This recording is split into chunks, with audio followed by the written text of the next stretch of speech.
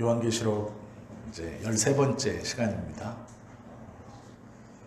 이제 일곱 교회 이야기가 지난주로 또 저희들이 계시록의 어떤 큰 틀이나 개관을 잡는 것들이 지난주로 끝났고 이제 4장부터 저희들이 이제 계시록에 대해서 본격적으로 말씀을 좀 이렇게 보는데요.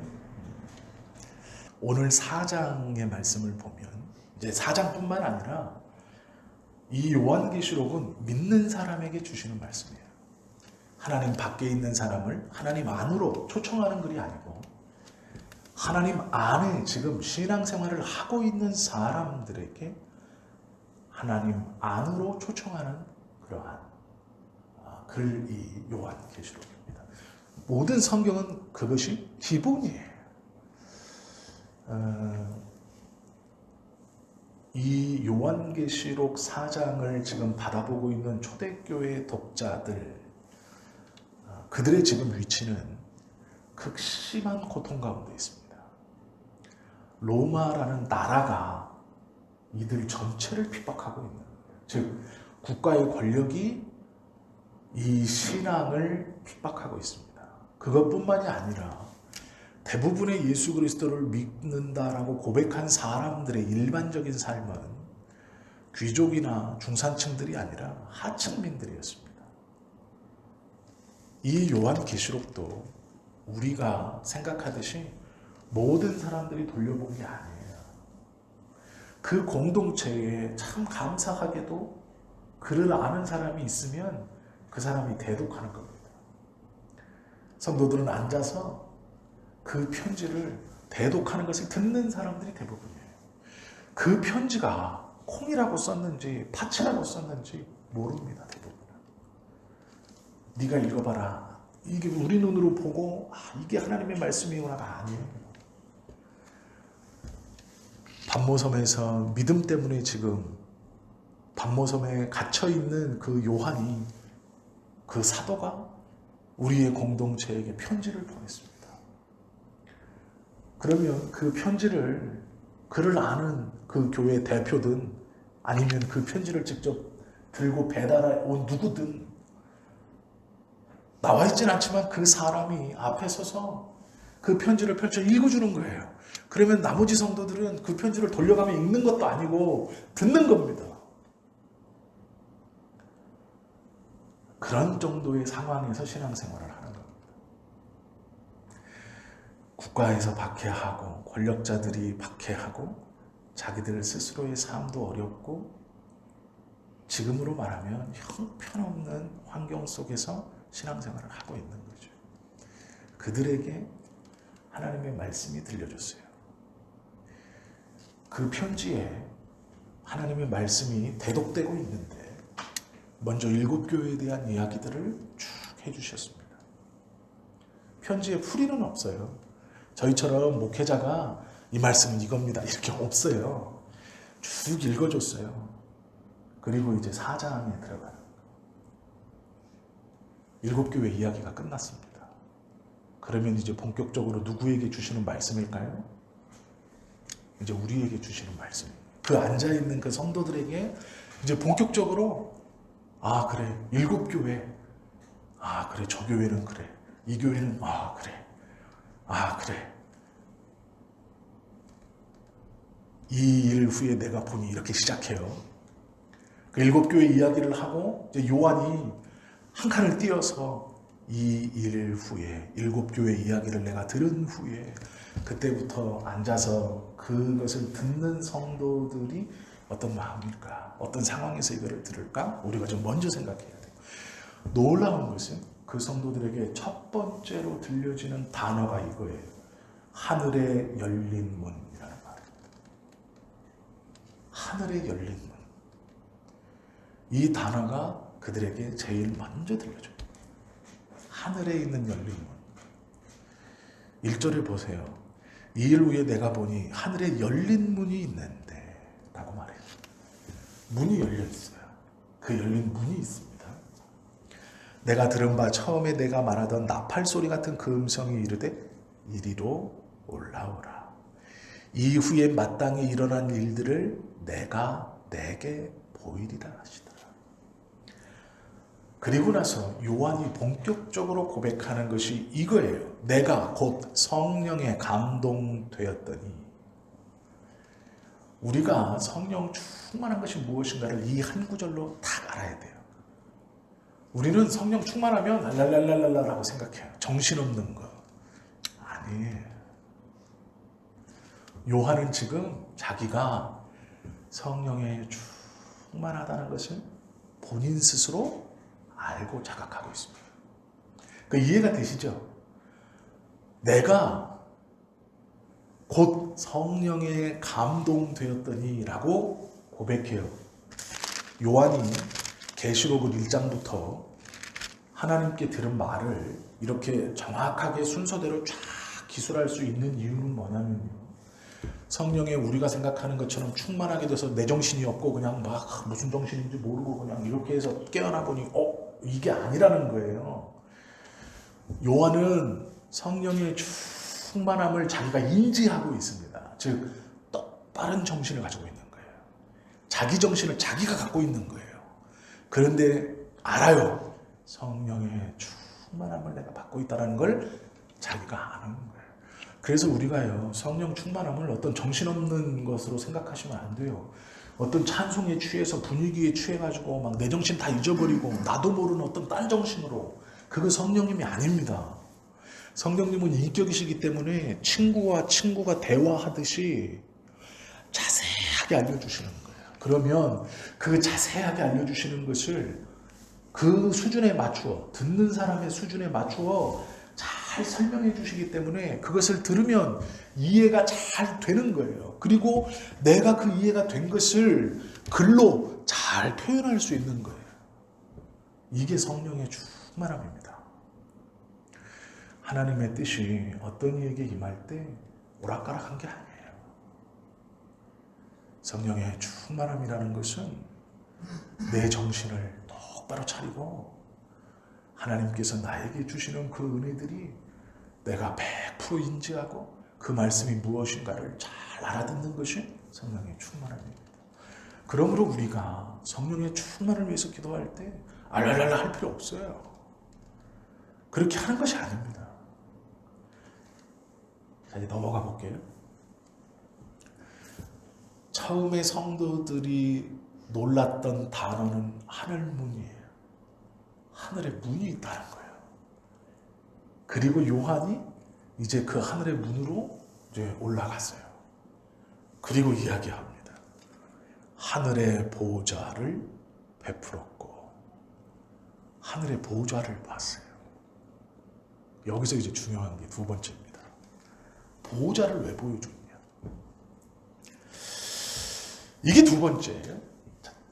첫 번째는 열린 문이고요. 또 하나는 보좌예요. 오늘 이 두 가지만 얘기할게요. 두 가지만 저희가 보겠습니다. 그래도 시간이 좀 한참 갈 거예요. 하늘의 문이 열려 있다라는 것을 잘 생각해 보시면 이 당시의 성도들의 예배 생활과 지금 모여서 그것을 듣고 있는 상황을 보셔야 돼요. 왜 그러냐면 그들은 밝은 대낮에 창문이 있고 환기가 되는 누구네 집 앞마당에서 예배드리는 게 아니에요. 탁 트인 자연환경에서 예배드리지 않습니다. 우리가 아는 것처럼 어디서 드리나요? 숨어서 드려요. 다락방이나 동굴이나 누구네 집 지하실이나 사람이 없는 곳. 왜요? 발각되면 끌려가니까. 이 도미티아누스 황제는 이 여호와 신앙을 가지고 있는 유대인들과 작당해서 예수님을 믿고 있는 이 예수당을 색출하여 대부분 다 죽이고 있었어요. 도미티아누스 황제는 자기가 신이라고 주장하던 사람입니다. 나는 신이고 그러기에 황제 숭배에 극에 달했을 때가 이 도미티아누스 황제 때예요. 이 요한계시록이 그때 쓰여진 겁니다. 그러면 지금 이들이 4장 1절을 받으면서 7교회 이야기를 듣고 그들은 회개했을 거예요. 한 교회 한 교회 이야기가 끝날 때마다 하나님 앞에 감사하고 그들은 또 책망의 말씀이 울릴 때마다 그들은 회개했을 거예요. 그런데 그 지하실에서 다 갇혀져 있는 소리가 불빛이 새나가야 되지 않는 그곳에서 모여서 예배하는 그들에게 제일 먼저 들릴 말이 하늘 문이에요. 하늘의 문이 열려있다. 이것은 지금 그들에게 첫 번째 들려주는 소망의 메시지입니다. 하늘이 열려있다라는 거예요. 하늘은 누가 있는 곳인데요? 하나님이 계신 곳인데, 하나님께 가는 그 길이 열려있는 거예요. 내가 바라보는 현실은 캄캄한 지하실, 시커먼 지하실이고 꽉 막혀있는, 숨어서 몰래 빛도 새나가면 안 되고 말소리도 새나가면 안 되는 이곳에서 예배하고 몰래 예배하고 있는 나에게 들려지는 첫 번째 말씀이 뭐냐면 열려있는 문이에요. 하늘 문이 열려있습니다. 하나님에게 가는 문이 열려있다. 우리가 하나님께로 나아갈 수 있고 나를 불러주시는 문이 있고 내가 이 상황에서도 하늘의 문이 열려있다는 것을 그들이 첫 번째 귀에 싹 들어왔던 단어입니다. 하늘문. 다 막혀있고 꽉 우겨싸 있는데 하늘의 문이 열려있다.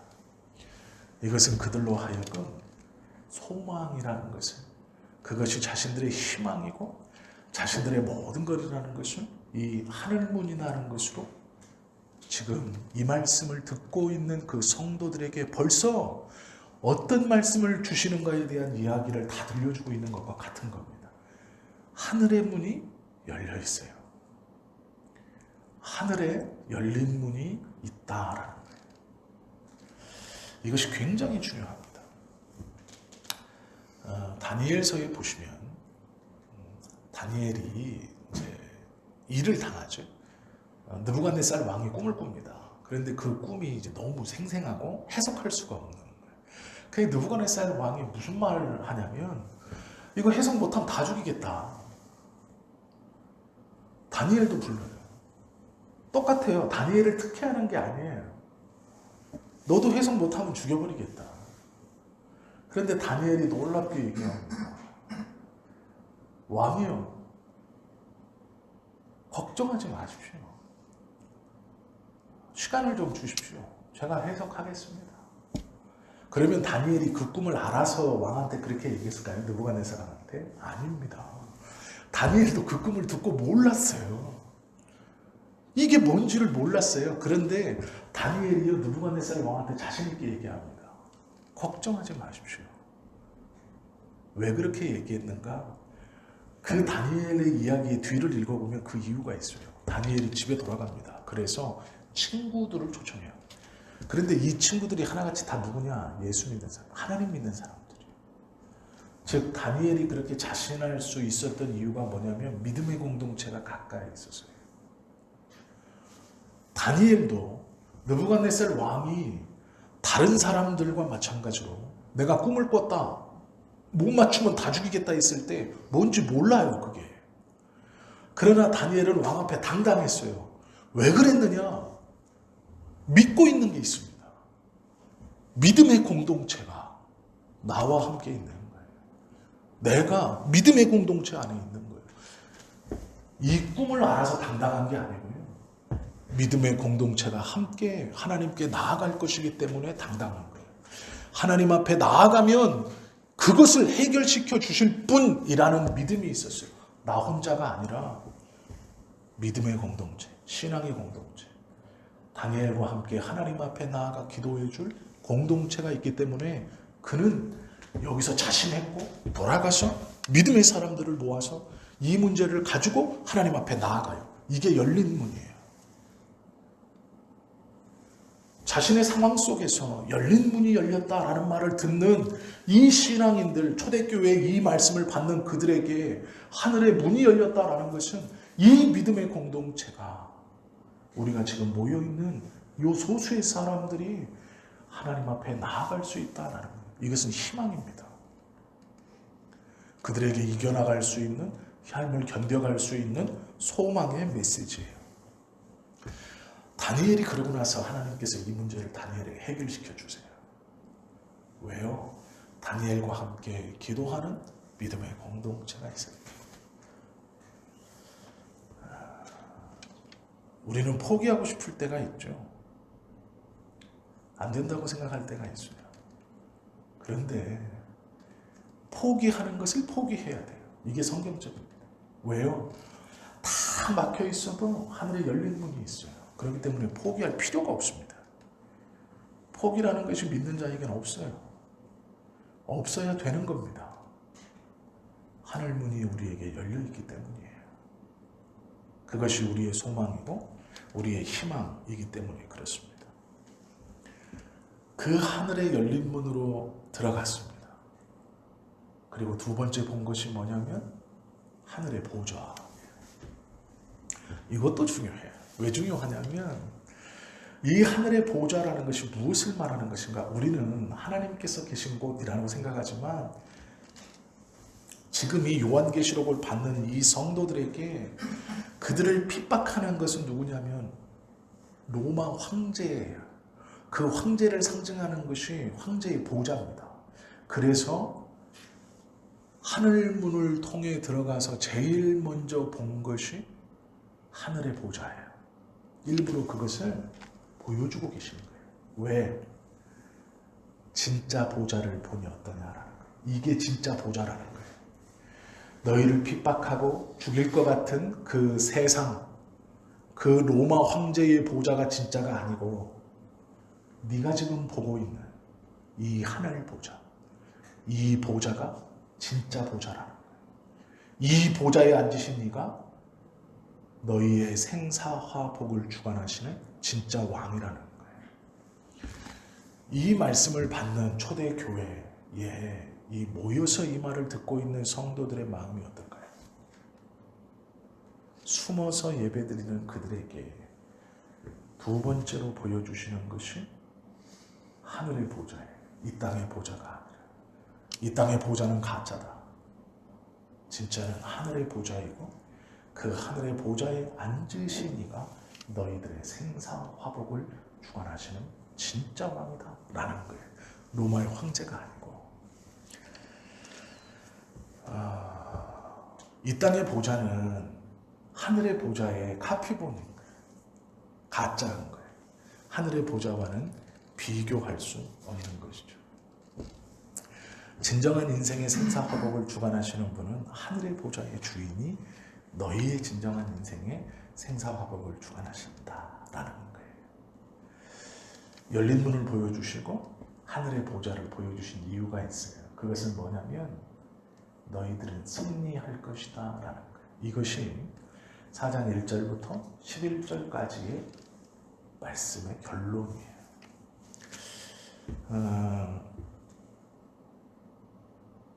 3절에 보시면 앉으신 이게 곧 하나님이시죠. 성부 하나님이신데 이 성부 하나님을 요한이 딱 보고 뭐라고 표현하냐면 보석으로 표현해요. 보석으로. 왜냐하면 표현할 방법이 없기 때문에 그래요. 표현할 방법이 없어서 보석으로 표현하는데 표현할 방법이 없으니 보석으로 표현해 놓고요. 부연 설명을 안 붙여요. 왜냐하면 언어로 설명이 안 되기 때문에 그런 거예요. 그런데 이 보좌에 대한 모습은 여러 번 슬쩍슬쩍 보여줍니다. 요한이. 근데 이거 처음에는 뭐라고 표현하느냐. 벽옥과 홍보석 같고 무지개가 있어 보좌를 둘렀다. 그런데 그 무지개의 모양이 녹보석 같다. 그러니까 같더라요. 같더라.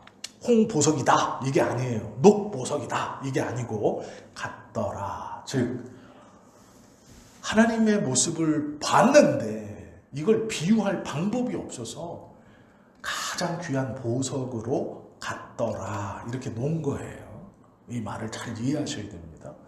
보석 박힌 분이 하나님이 아니시고 그 영광을 보니 설명할 길이 없어서 가장 값비싼 이런 보석과 같더라 이렇게 설명해 놨죠.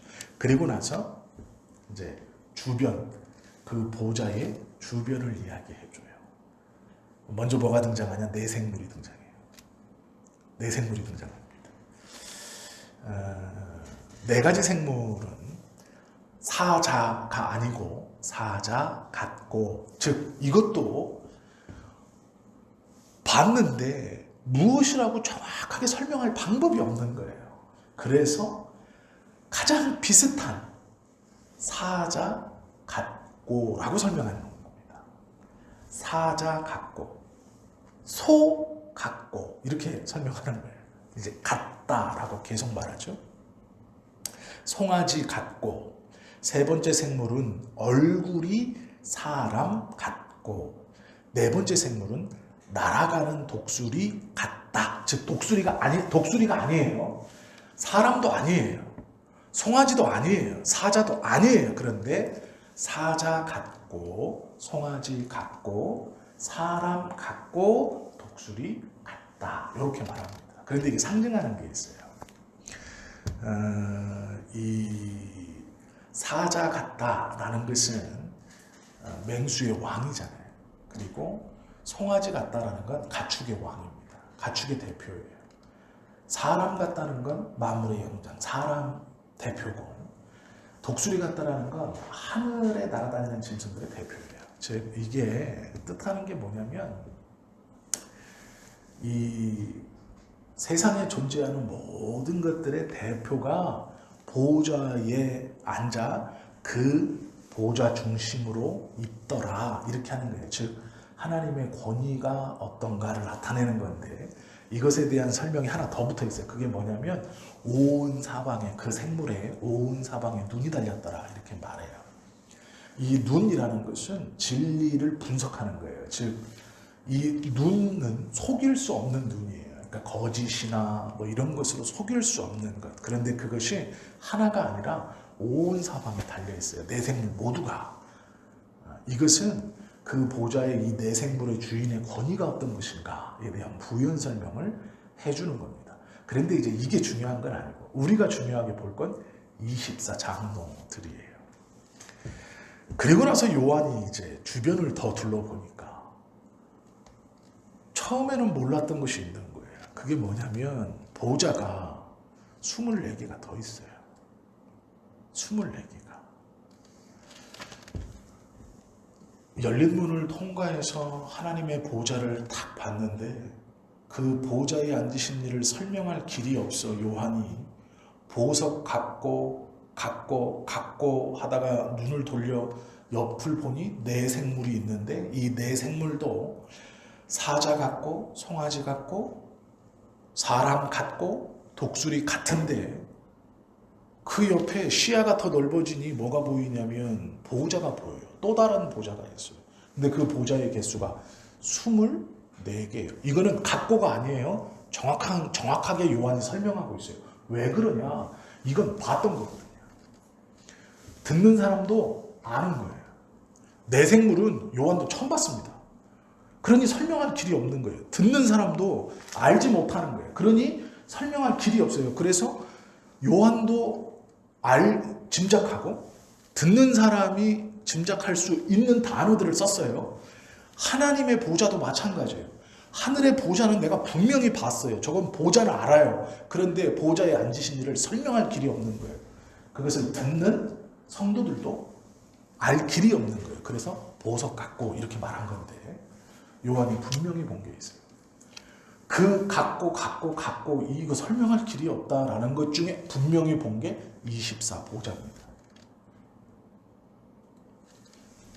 의자가, 그냥 우리 단순히 이런 의자가 24개 탁 있다고 생각해 보세요. 한눈에 파악 안 됩니다. 몇 개인지.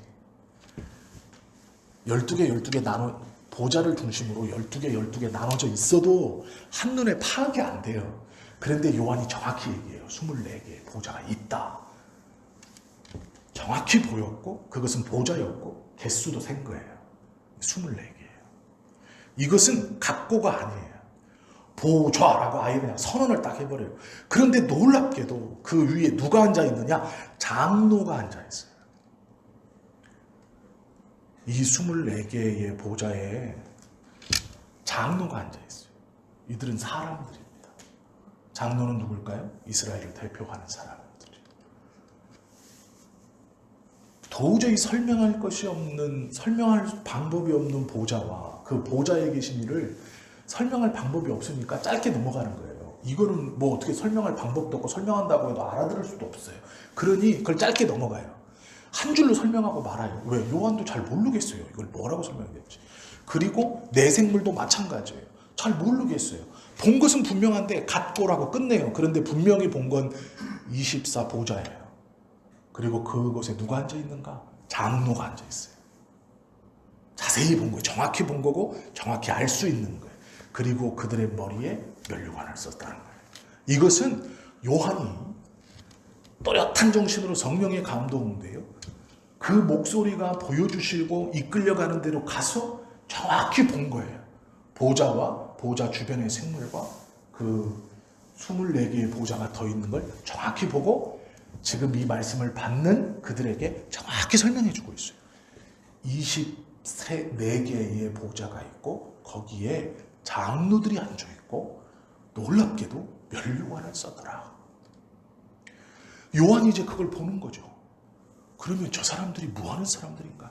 그럼 이제 보좌가 왜 24개인가? 이런 궁금함이 있잖아요. 그냥 그것은 구약의 12지파를 대표하는 12와 신약의 12사도를 대표하는 12를 합쳐놓은 게 24개예요. 이게 너무 쉬운 거예요. 그러니까 더 이상 왜 24개일까? 이렇게 고민할 필요 없어요. 구약의 12지파와 신약의 12제자를 대표해서 요한이 24개라고 한 거예요. 이것은 믿는 자들의 완벽한 구원, 이걸 뜻하기 위해서 그런 거예요. 그런데 이제 우리가 아는 것처럼 그 사람, 그 보좌에 앉으신 사람, 이 24 장로가 무슨 일을 하느냐. 갑자기 그 보좌에서 내려옵니다. 내려와서 가운데 앉으신 그 하나님께 자신의 면류관을 벗어서 드려요. 이게 뭔가? 왜 그럴까? 이 시대에 A라는 나라의 국왕이 B라는 나라의 왕과 전쟁을 하다가 지면 진 나라의 왕은 이긴 나라의 왕 앞에서 무릎을 꿇고 자신의 왕관을 벗어서 이긴 왕한테 드렸어요. 그러면 이긴 왕은 그 왕관을 받아서 써버립니다. 그러면 이제 내가 이 나라를 내가 통치한다는 그 의미였습니다. 그래서 진 나라의 왕이 이긴 나라의 왕 앞에 무릎 꿇고 자신의 왕관을 벗어 통치권을 준다는 의미인 거예요. 이게. 그러면 세상의 전쟁에서 진 나라의 왕이 자신의 왕관을 벗어서 이긴 나라의 왕한테 줄 때 그 마음이 어떨까요? 아, 내가 힘만 있었으면 이런 기뻐서 주겠습니까? 아니죠. 막 분하고 억울하고 이 수치와 이 모멸감과 이 모욕감을 막 이러겠죠. 그러면 24 장로도 지금 자기가 쓰고 있는 면류관을 그렇게 드리나요? 아니에요. 기쁨으로, 감사함으로, 감격해서 자발적으로 드리는 거예요. 아니 그러면 그 땅에서 자신의 왕관을 벗어서 다른 왕에게 주는 것은 수치이고 그거는 모멸이고 망했다는 뜻인데 왜 이 24 장로는 이 면류관을 벗어서 왕 앞에 하나님 앞에 드릴까요? 자발적으로. 그분이 하나님이고 나는 그냥 그래서 아니에요. 이유가 있습니다. 그 이유는요. 하나님의 약속의 성취 때문이에요. 이거를 이제 이해하시려면 3장 21절 말씀을 좀 보세요. 3장 21절을 한번 보세요. 성경책을 보셔야 돼요. 3장 21절 말씀 함께 읽습니다. 시작. 이기는 그에게는 내가 내 보좌에 함께 앉게 하여 주기를 내가 이기고 아버지 보좌에 함께 앉은 것과 같이 하리라 라는 말씀이에요. 3장 21절에서 예수님이 약속해 주셨어요. 이기는 그에게는 나와 함께 아버지 옆에 보좌에 앉혀주겠다. 그 말씀이 어디에서 이루어져요? 4장 10절에서 이루어진 거예요. 그러니 그 24 장로들은 말씀이 아니면 그 자리에 앉아 있을 수 있는 자격이 없는 사람들이에요. 예수님께서 그 말씀을 이루어내셔서 지금 자기가 그 보좌에 앉아 있는 거예요. 약속의 말씀이 성취됨으로 인하여 그들은 기꺼이 그 자리에 앉았고 그 영광을 누리고 있어요. 그러니 그 약속의 말씀을 성취해 주신 그분께 왕관을 벗어서 드림은 당연한 거예요. 그러니까 자발적이고 기쁘고 감사하고 감격해서 드리는 거예요. 이것이 세상 나라의 임금이 다른 임금에게 자신의 관을 벗어주는 것과는 다른 차원입니다. 이 24 장로가 자신의 멸관을 벗어 하나님 앞에 드린 것은 자신들은 원래 자신들의 힘으로 거기에 앉을 자격이 없는 걸 알기 때문에 자신들이 이 영광을 누리는 것은 오로지 예수님의 약속 때문이에요. 하나님의 말씀이 성취됨이에요. 그 약속을 지키심 때문에 내가 이 영광을 누리는 거예요. 그것을 알기 때문에 그 영광을 누리게 해주신 근본이신 하나님께 자신의 멸관을 벗어서 자발적으로 기쁨으로 드리는 거예요. 그러면 초대 지금 도미티아누스 황제의 박해 속에서 신앙생활을 하고 있는 이들에게 왜 사장에서 제일 처음 열린 문을 보여주시고 보호자를 보여주시고 24 장로에 앉아있는 모습과 그들이 기쁨으로 면류관을 벗어 하나님 앞에 드리는 모습을 보여주셨을까? 그것은 교회가 어떻게 된다, 즉 너희들이 어떻게 된다 라는 미래를 보여주시는 거예요. 즉 우리가 하늘문을 통해 하나님의 보좌 우편에 앉아 그 영광을 받는다 라는 것을 그들로 알게 하시기 위해서예요. 그 이야기를 들을 때 그들은 숨죽이지 못했을 거예요. 가만히 있지 못했을 거예요. 그 대독자의 음성을 통해 이 구절 한 구절 한 구절이 들려질 때 그것이 무엇을 의미하는지 그들이 성령의 은혜로 그것을 깨닫고 그 공동체 안에서 그 대독자의 음성이 이 계시록 한 절 한 절을 읽어줄 때마다 그들은 감격하고 기뻐하고 감사했을 거예요. 내 상황이 이렇지만 아니구나. 나는 지금 핍박 가운데 절망이라고 생각했고 소망이 없다고 생각했고 이것 끝이다라고 생각했지만 아니구나. 하늘의 문이 열려 있고 하늘의 보좌가 있고 그 보좌 우편에 내가 우리의 교회가 승리하여서 면류관을 쓰고 영광을 누리는 거예요. 우리 예수님은 약속하신 그 말씀을 이루어 주시는 분이구나. 그래, 내가 소망이 있다. 이게 하나님의 위로입니다. 그들에게 이것이 들려졌을 때 그들은 기뻤을 겁니다. 그들은 아마 자신들이 지금 어디에 있는 줄도 모르고 큰 소리로 아멘 했을지도 몰라요. 이것이 그들에게 대독되었을 때, 그들의 귀에 들려졌을 때 이것은 대독자의 음성이 아니라 하나님의 음성으로 분명히 들렸을 겁니다. 그리고 그들은 확신하고 감사했을 거예요. 24 장로가 기쁨으로 자신의 면류관을 벗어 하나님 앞에 내어놓는 것처럼 그들도 동일한 마음이었을 겁니다.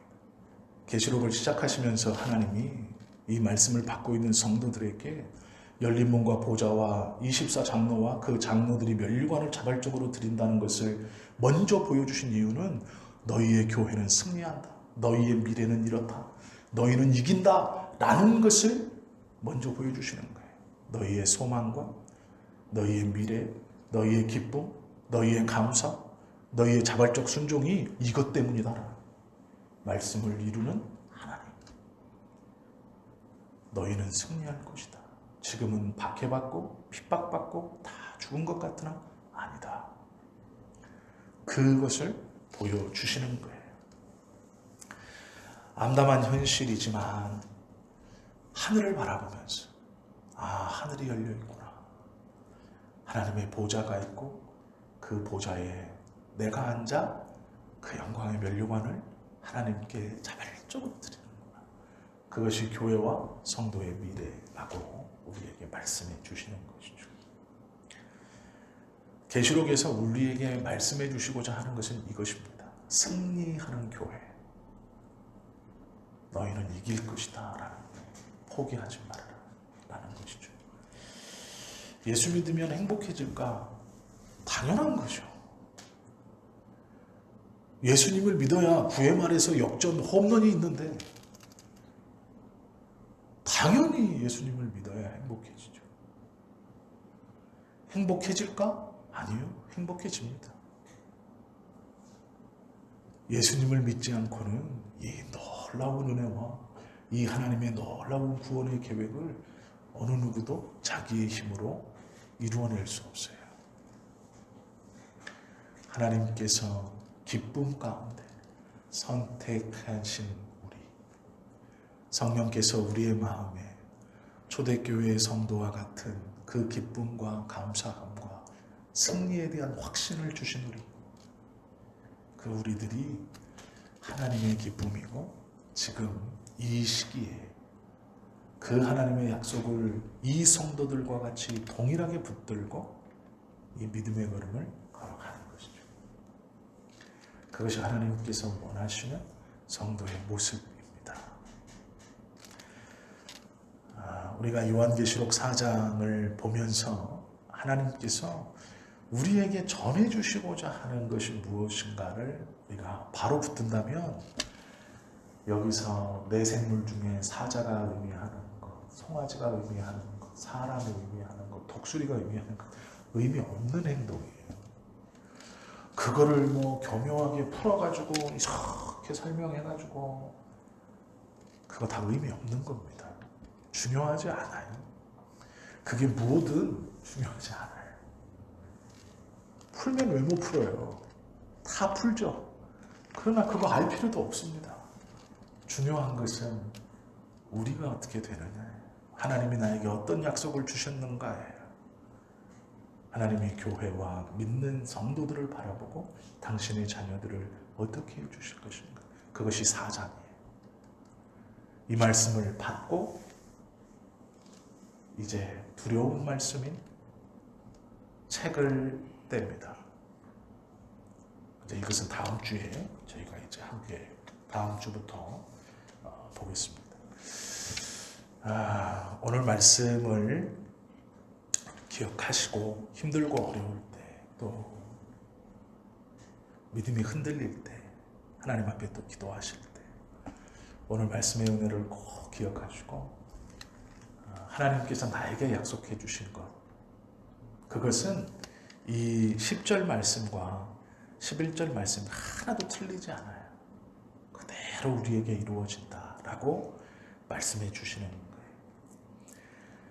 24 장로들이 보좌에 앉으신 이 앞에 엎드려 세세토록 살아계시는 이에게 경배하고 자기의 관을 보좌 앞에 드리며 이르되 우리 주 하나님이여 영광과 존귀와 권능을 받으시는 것이 합당하오니 주께서 만물을 지으신지라 만물이 주의 뜻대로 있었고 또 지으심을 받았나이다 하더라. 이런 경배가 우리의 입술에서도 동일하게 고백되어질 것입니다. 이 은혜를 기억하고 믿음 안에서 하루하루 살아가시는 저와 여러분 모두가 되시기를 예수님의 이름으로 축원합니다. 기도하겠습니다.